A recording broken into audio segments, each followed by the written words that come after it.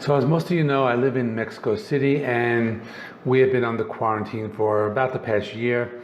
I used to commute back and forth to work, but ever since the pandemic, I've been working from home, which means I really haven't been leaving the house. I mean, I haven't actually left the house in about a year. I mean, with a few exceptions, of course.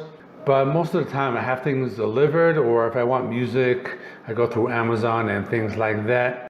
But the restrictions are starting to be lifted now, and yesterday me and my wife took a trip to the mall, and it was just so strange for me. It felt like I was like just in this like other world.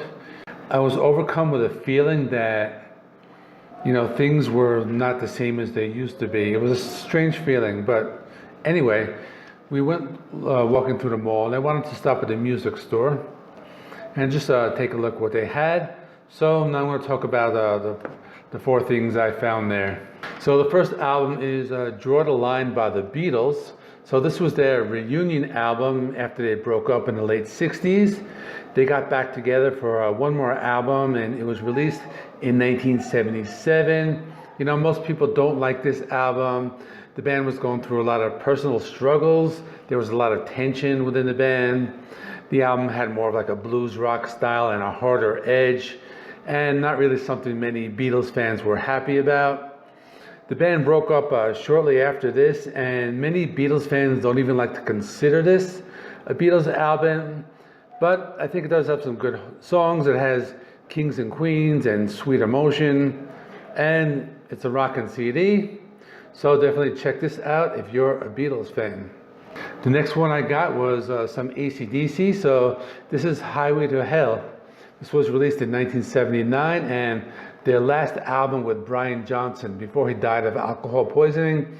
You know, many people regard this as their best album, but a year later they released Back in Black with their new vocalist Bon Scott.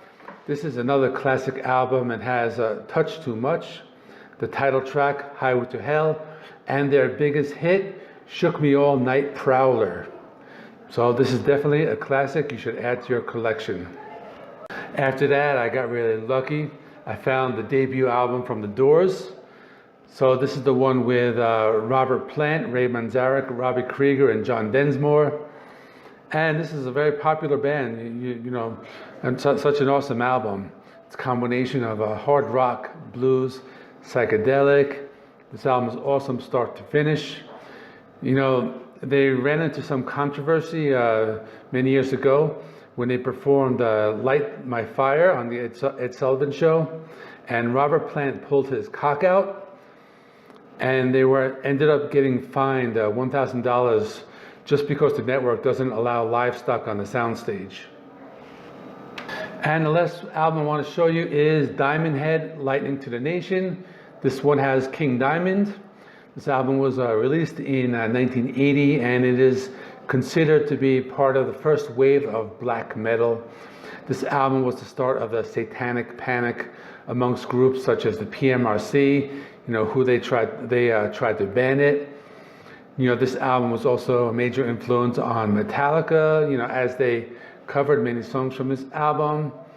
So the songs include Lightning to the Nations in Hell, The Prince of Darkness, Sucking My Love in Hell, Am I Evil, Sweet and Innocent Satan, It's Electric Hell, and Helpless, or Helpless, you know, like that. So this is their last album with King Diamond because he went to join Merciful Fate shortly thereafter. And well, that is it. This is a short video. Please comment below, let me know what you think. So I'll be back soon. My next album reviews will be Dancing with the Devil, The Art of Starting Over by Demi Lovato, Justice by Justin Bieber, After Hours by The Weeknd, Hollywood's Bleeding by Post Malone, and Folklore by Taylor Swift. So stay tuned for those reviews, and I'll see you in the next one. Post Malone.